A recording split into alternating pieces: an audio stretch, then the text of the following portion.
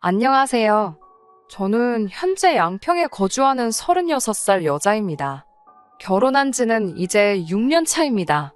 정말 너무너무 스트레스를 받네요. 매번 당하기만 하다가 이제서야 제자리를 찾은 것 같네요. 역시 할 말은 하고 살아야 되나 봅니다. 남편하고는 오랜 친구 사이입니다. 서울에서 살던 저희들은 학창 시절부터 한 동네 친구였어요. 서로 다른 대학에 진학하고 나서 남편이 군대에 가게 되면서 여태 서로 알아온 시간만큼을 떨어져 지내게 되었습니다. 그 뒤로 자연스럽게 연락을 하지 않고 지내다가 정말 우연찮게도 고향인 서울이 아닌 거기서도 가장 먼 광역도시에서 우리는 재회하게 되었습니다. 어쩌다 보니 둘 다 취업을 그쪽으로 하게 된 것이에요. 회사는 서로 달랐고 서로 같은 도시에서 취직했다는 사실을 모른 채 지내왔습니다. 명절날 서울 올라가는 시외버스에서 서로 같은 자리에 앉게 되면서 재회하게 되었습니다. 그렇게 자연스럽게 서울에서 한 번 보고 일터에 돌아와서는 자주 만나면서 인연을 키워왔어요. 그렇게 인연을 키워오다가 당시 남자친구였던 남편이 서울지사로 발령을 받게 되었습니다. 당장에 저는 회사 때문에 지역을 옮길 수 없는 상황이었는데 서로 그렇게 헤어지자니 아쉽더라고요. 장거리 연애를 하기에는 거리가 워낙에 멀다 보니 엄두도 나지 않는 상황이었고요.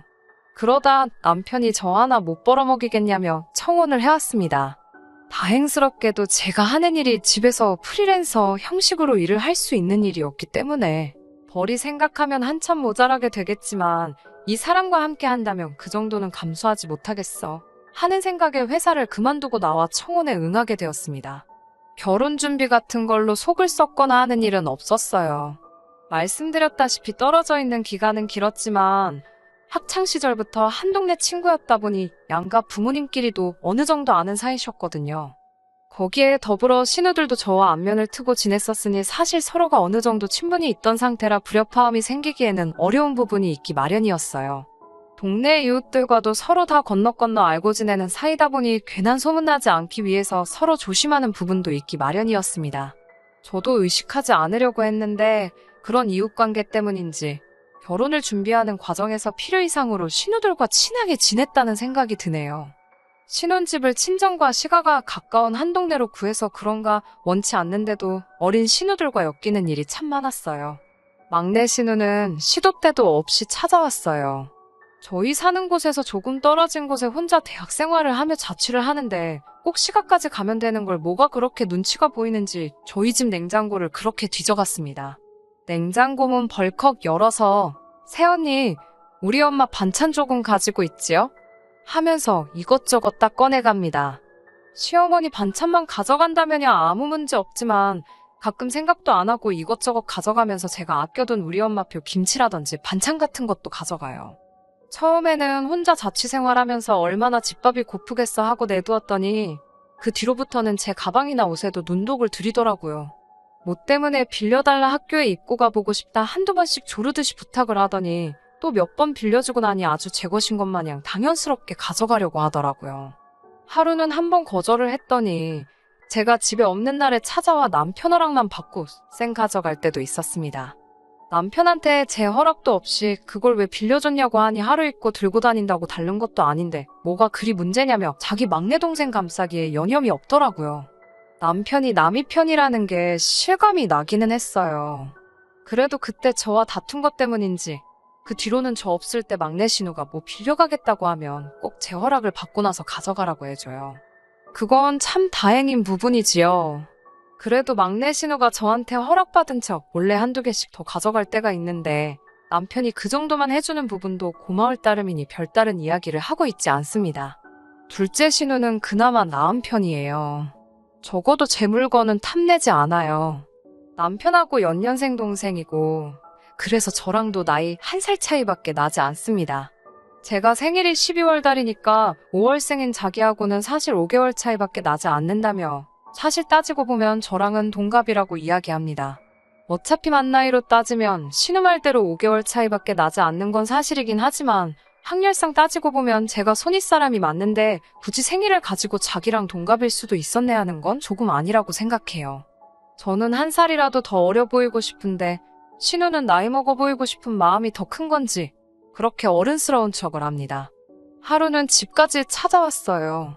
이 집 신우들은 예고도 없이 집에 찾아오는 게 당연하다고 생각하나 봐요. 저한테 시어머니 몸이 많이 허한 것 같다고 저보고 집이 먼 것도 아닌데 시댁에 자주 들러서 들여다보고 하랍니다. 오는 길에 홍삼이나 석류즙 같은 것도 좀 사오라고 하면서요. 신우에게는 남편과 효도는 대리효도 하지 않고 각자 자기 집에 알아서 잘하기로 했다는 말을 하니 저도 여자라서 알지 않냐고 저를 나무라더군요. 남자들이 워낙에 무심하니 오빠한테 말을 해도 아무것도 안 할 것 같아서 저한테 말하는 거라고 하네요. 하기 싫으면 싫다고 말하지 왜 자기 오빠 탓을 하냐는 듯이 이야기를 하는데 조금 그렇더라고요. 이렇게 서로 다른 방법으로 제 신경 거스르는 두 신우들은 공통점이 하나 있었습니다. 그건 바로 자기 오빠인 제 남편에 대한 자부심이 참 대단하다는 거였어요. 두 신우들은 하나같이 입을 맞추어서 세상에 자기 오빠 같은 사람이 어딨냐고 저보고 세상 최고로 복받은 여자라 하더군요. 오빠 덕에 지방에서 탈출해서 이제 서울 생활을 하고 있지 않느냐고 하면서요. 남편이 서울로 발령을 받으면서 저에게 청혼한 건 사실입니다. 하지만 저도 거기서 쌓아놓은 경력을 바탕으로 새로운 일을 시작했고 회사 다닐 때만큼은 못하더라도 부족하지 않게 벌고 있고 제 앞가림 정도는 스스로 하고 있는데 말이지요. 여기까지도 참아볼까 했는데 결혼 2년차가 되고부터는 신우들의 공세에도 모자라 시어머니까지 가세하기 시작했습니다. 아이는 언제 갖는 거냐며 매주 말마다 찾아오셔서 한약도 지어주시고 어디에 좋은 거다라며 음식도 챙겨주시고 그러셨어요. 당연히 감사해야 할 일이지만 사실 저랑 남편은 지금도 그렇지만 그 당시에도 계획이 없었거든요. 둘이서 커리어 놓치지 말고 행복하게 잘 살자는 주의였고 바싹 벌어서 40대 은퇴를 계획하는 파이어족이었습니다. 시가에서 남편이 유일한 아들이었기 때문에 그 사실을 알리기에 부담스러운 부분이 있었어요. 그래도 한동안은 계속 숨겨왔는데 이건 뭐 날이면 날마다 오셔서 아이 이야기를 하고 가시니 제가 받는 스트레스도 어마어마했죠. 이런 고민을 나눌 수 있는 게 남편이었으면 참 좋았겠지만 남편도 자기 누이들 아끼기도 하고 시어머니 같은 경우에는 아이 가질 생각 없다는 말 들으시면 어떻게 될지 모르니 최대한 조심하는 분위기더라고요. 저를 위해 무슨 말을 해줄 것 같지도 않고 그래서 이런 고민은 유일하게 저희 친정엄마만 알고 계셨어요. 그러다 친정엄마가 제게 제안을 하나 하셨습니다. 친정아버지 정년이 다가오는지라 은퇴 후에 텃밭에서 채소 가꾸면서 살 집을 양평에 하나 구해놓으셨는데 저희 보고 요양 목적으로 거기서 잠깐 살겠다고 하고 걱정 없이 지내는 게 어떻겠냐고 하시더라고요. 남편도 자기가 출퇴근길 조금 더 고생하겠다, 기차도 있고 해서 그렇게 어려울 건 없다고 긍정적인 반응을 보였고 저는 어차피 프리랜서로 집에서 일을 하고 있었으니 자택이 어디 있던 간에 크게 문제될 일은 없었습니다. 시댁 식구들에게도 남편의 개인적인 호기심으로 전원주택에서 살아보기로 했다고 잘 설득한 뒤 내려가게 되었습니다. 처음 3년간은 정말 좋았어요. 처음에 밤에 들리는 개구리 소리나 소똥 냄새 같은 게 어색했는데 의외로 장점이 많더라고요. 필요한 거 다 있고 텃밭에서 채소 가꾸는 건 물론 마당에서 불 피워놓고 바베큐도 해먹을 수 있었고요. 공기도 좋고 풀벌레가 많기는 했지만 또 의외로 파리나 모기 같은 건 없어서 참 지내기 좋았어요. 하지만 무엇보다 좋았던 건 시댁 식구들 관심에서 떨어져 살 수 있었다는 게 가장 좋은 일이었어요.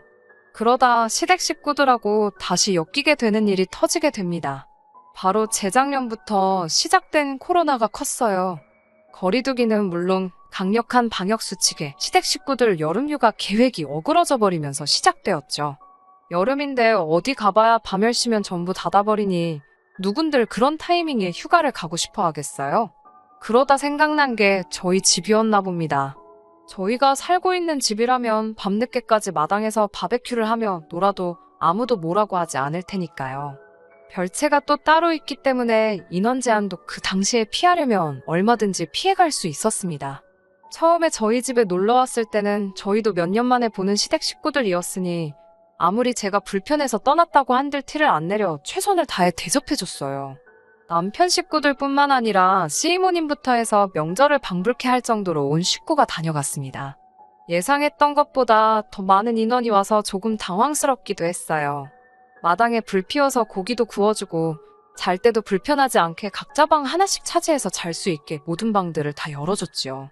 간단하게 마실 맥주부터 각종 군것질거리 챙겨온 건 물론이고요. 아침에는 저희 차로 다 태워서 해장하라고 해장국도 먹여줬네요. 전부 다 저희 돈으로 해줬습니다. 시댁 식구들 비록 저희가 초대한 건 아니지만 웬만한 휴양지 못지않게 신나게 즐기고 갔나 봐요. 돈 한 푼 쓰지 않고 이렇게 할 거다 하고 배불리 먹기까지 하는 휴양지가 어딨었겠어요. 다 놀고 돌아가는 길에도 저한테 수고했다는 사람 아무도 없더군요. 뒷정리 해놓은 사람 아무도 없고 방에 쓰던 이불 개놓은 사람이라도 있으면 고마움까지 느껴질 정도였어요. 그래도 재밌게 즐기고 갔다니 남편 기가 사른 것 같아서 그걸로 퉁치기로 했습니다. 남편이 기뻐하는 걸 보니 그렇게 가끔이라도 보는 사이가 되면 참 좋았겠다는 생각이 들었어요. 괜히 나 때문에 남편이 가족하고 멀어졌나 싶기도 했는데 그날을 기점으로 코로나가 길어지게 되면서 오히려 서울 살 때보다 훨씬 자주 보게 되었습니다.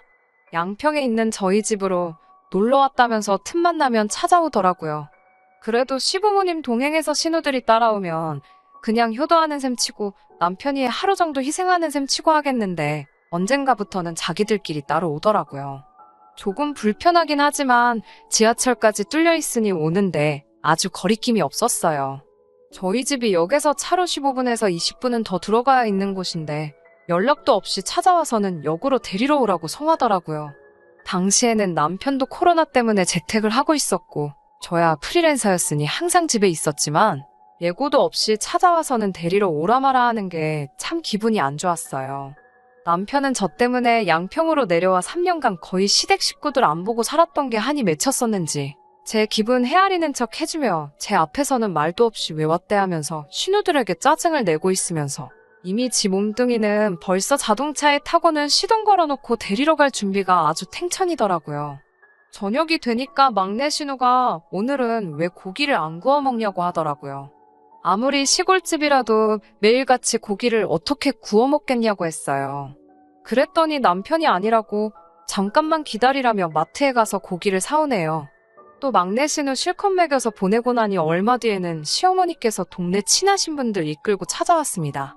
막내 신우가 찾아왔던 게 귀여워 보일 정도였어요. 시어머니께서 차 4대를 동원해 데리고 오신 인원은 무려 12명이었어요. 아무리 집이라지만 인원 제한이 있던 시기였는데 가족도 아닌 사람들이 저희 집에 와 있는 거 내키지 않았습니다. 자기 어머니 체면 세워준다고 사온 걸 보니 저도 여기 이사와서 돈 아낀다고 삼겹살이랑 목살만 구워서 먹었는데 어디 이름도 생소한 구경도 한번 못 해본 특수부위부터 소고기까지 잔뜩 준비했더라고요. 저녁에 고기 홀랑 다 구워 먹어버리고는 먹을 게 떨어지니 어디 동네 밥집에서 치킨이며 뭐며 이것저것 사다가 나르기 바쁘더라고요. 그날 시어머니 일행에게 쓴 돈만 140만 원이 넘었습니다. 교대로 한 번씩 왔다 가기로 정한 건지 시어머니가 다녀오신 다음 주에는 둘째 신우가 오더라고요. 이번엔 남자친구랑 동행해서요. 막내한테는 혼자 와도 고기도 구워주고 했다던데 하면서 대놓고 고기를 구워달라 요구했어요. 남편은 그래도 여동생이 찾아왔는데 아무것도 못 해주긴 좀 그렇다고 꾸역꾸역 혼자 차 끌고 나가서 구워 먹을 고기 몇 인분의 맥주도 잔뜩 사오더군요. 둘째 신우가 온 날은 아주 악몽이었어요. 그냥 그렇게 고기 구워줬으면 얌전히 처먹고 가기만 하면 좋았을걸 무슨 커플이 교회에 있는 펜션을 놀러 온 것 마냥 생각했나 봐요. 염치가 있으면 뒷정리라도 했을 텐데 저를 무슨 펜션 관리인 정도로 본 건지 아주 두 사람이 사랑한 흔적을 여기저기 남기고 갔더군요. 침대 옆 휴지통에 그대로 버리고 간 두 사람의 흔적을 발견하고 아주 구역질이 나서 죽을 뻔했어요. 그 길로 그대로 휴지통을 들고 나와 남편이라는 책상 위로 던져버렸지요. 남편도 자기 일하는 책상 위에 둘째 신우 남자친구의 분신들이 흩뿌려지니 이게 뭐하는 짓이냐며 질색을 하더라고요. 이게 뭐하는 짓이냐고 나한테 묻기 전에 네 동생한테 먼저 물어봐야 하는 것 아니겠냐 하니 자기도 생각이 있는지 아무 말도 하지 못했어요. 남편한테 너네 식구들한테 똑바로 말하라고 이제 우리 집에 찾아오는 일은 없으면 좋겠다고 말하라고 했어요. 정말 호의가 계속되면 권리인 줄 아는 염치 없는 사람들을 위해 제 에너지를 더 이상 소비하고 싶지 않았습니다. 그렇게 또 시댁 식구들하고 한 번 더 연을 끊고 살게 되는 줄 알았습니다.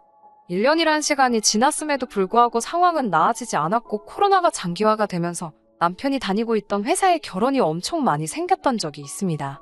급기야는 남편이 처음 취직했을 때 몸담았던 지방광역도시로 출근을 해야만 하게 되었어요. 2달 정도의 장기 출장이었고 회사에서는 직원용 오피스텔을 내어준다고 했습니다. 아무래도 혼자서 가기 싫어하는 남편을 위해 저도 따라가게 되었어요. 저는 재택근무라서 어디서 일하던 장소에 크게 구애받지 않기도 하고 저도 거기서 사회생활을 시작한 사람이었으니 오랜만에 같이 일하던 사람들도 만나볼 겸 해서 같이 따라가게 되었습니다. 남편도 내가 붙어있으니 허튼 짓도 하지 못하고 밥도 아무거나 먹지 않아도 되니 좋은 거 아니냐고 하더라고요. 회사 생활 하면서 출장이 몇 번 있었는데 제가 저녁에는 구경도 하고 데이트 삼아 따라갈까 했을 때 무슨 일 하러 가는 게 놀러 가는 건 줄 아냐며 거품을 불며 반대하던 남편이 웬일인가 싶었어요. 꿍꿍이가 있을 거라고는 상상도 못했죠. 출장이 끝나고 돌아온 그날 저희 양평집에 펼쳐진 광경에 남편을 아주 비오는 날 먼지나듯 패서 밖으로 내쫓아버렸습니다. 코로나 길어진 만큼 휴가를 이번에도 못 가게 생겼으니 시댁에서 또 저희 집 한번 오고 싶은 생각이 계속 났는가 봐요. 저한테는 물어보지 못하고 남편하고만 따로 연락을 했던 거예요. 남편도 자기 가족들 생각은 간절한데 제 눈치 보느라 어떻게 하질 못하니 돌아버릴 상황이었던 거죠. 그러다 마침 자기가 장기 출장이 잡히게 되면서 의도적으로 저를 꾀어내 같이 출장길에 오른 거였습니다. 집을 비워놓고 그 집을 시댁 식구들한테 오픈을 해버렸네요. 그래, 차라리 그렇게 계획적으로 저 모르게 할 거면 뒷정리나 똑바로 해놓았다면 이렇게까지 되지는 않았을 거예요. 지들 집도 그 꼴로 해놓는지 아주 난장판을 해놓고 갔더라고요. 숯불 관리는 그래도 꼼꼼히 한 건지 다행히 집에 불이 나지는 않았더군요. 놀러와서 처먹은 음식물이며 방 안에 뒹굴고 있는 술병까지 아주 난리도 아니었어요. 아무리 염치 없는 사람들이라고 해도 남편이 저 몰래 집을 사용할 수 있게 해준 건데 이렇게 해놓은 걸 보고 나니 그때부터는 시댁 식구들이 저를 먹이려고 일부러 그랬다는 생각밖에 들지 않더라고요. 저도 이미 남편까지 내쫓아버린 마당에 가만히 있을 이유가 없었습니다. 집으로 근처에 있는 청소업체를 불러 시댁 식구의 손길이 닿지 않았던 곳까지 전부 싹 청소를 맡겼습니다. 사장님께는 안 깎아줘도 되니 견적 최대한 집어넣을 수 있는 거 다 집어넣어서 빼달라고 했어요. 저희 집 냉장고나 캐비넷에서 없어진 맥주와 각종 와인들에 대한 청구서도 만들고 하는 김에 작년에 놀러와서 처먹은 고기값에 제가 그자들 뒷정리해준 용역비까지 전부 청구했습니다. 청소비에 이것저것 다 더하고 고기값에 제 인건비까지 더하니 500만 원 정도의 청구서가 나오더라고요. 청구서가 나오자마자 제 눈치 보느라 집에도 못 돌아오고 회사 숙직실에서 지내던 남편을 집으로 불렀습니다. 꼬질꼬질하기는 했는데 먹는 건 다 돈 주고 사 먹었는지 때깔 하나는 좋더라고요. 제가 남편을 노려보면서 이제 뭘 잘못했는지 알겠냐고 물으니 고개를 끄덕이더라고요. 집에 돌아오고 싶냐고 물으니 또 한 번 고개를 끄덕였고요. 집에 돌아오려면 제가 시키는 거 하나만 하면 된다고 하니 뭐든지 할 수 있다고 합니다. 그 대답을 듣자마자 남편 손에 500만 원짜리 청구서를 쥐어줬어요. 작년부터 해서 너네 가족들이 우리 집에서 먹고 마시고 놀면서 집을 개판 만들어 놓은 청소값까지 다 포함된 거니 책임지고 받아오라고 했지요. 이 돈 안 받아오면 집에 들어올 생각 하지 말라고 하고요. 남편은 금액을 보기 전엔 알겠다고 하더니 500만 원이라고 적혀 있는 걸 보니 얼굴이 시뻘개지더라고요. 자신 없는 걸음으로 나가더니 어디서 빌려온 건지 500만 원은 받아서 왔더라고요. 시댁 식구들이 제가 청구서를 들이민 상황은 아는지 모르는지 확신이 없었지만 일단 남편이 가져온 돈은 제 개인 통장에 집어넣어 놨습니다. 무조건 남편만 호달굴 수는 없으니 남편에게는 어느 정도의 중재안을 알려줬어요. 너네 가족한테 잘하고 싶은 마음은 저도 이해한다고요. 저 때문에 가족들하고 떨어져 지낸다고 생각하면 저도 마음이 아프다고 말이죠. 가족들한테 잘하는 건 당연한 거라고 말해줬어요. 단지 제가 신우들에게 만만한 새언니, 시어머니에겐 막대해도 되는 며느리이고 싶지 않다고요. 당연히 자기 가족들이 우리 집에 놀러오고 싶으면 그렇게 해도 된다고. 하지만 서로 간에 지켜야 할 최소한의 예의만 지켜줬으면 한다고 말해줬어요. 자기들이 먹을 건 자기들이 사오는 것부터 여기가 펜션 같은 업장이 아니니 남의 집에서 지켜야 할 예의와 다 놀고 나면 뒷정리까지 어느 정도는 해주는 매너가 필요하지 않겠냐고요. 대충 뒷정리를 해줘도 결국 제가 한 번 더 청소를 해야 하지만 뒷정리를 해주고 안 해주고의 차이가 크다는 것도 설명해줬지요. 남편은 알겠다고 고개만 끄덕이더라고요. 남편이 시댁 식구들한테 말한 건 사실이긴 했나 봐요. 아직 온 가족은 아니지만 얼마 전에 막내 신우가 한번 다녀갔어요. 이번엔 뒷정리도 해놓고 혼자 놀러 온 거라 고기는 필요 없다고 안 사왔다고 말하더라고요. 그렇게만 해줘도 너무 마음씨가 예뻐 보이니 제가 나서서 마트에서 신우가 좋아하는 소고기로 사다가 구워줬어요. 곧 여름이 오겠어요.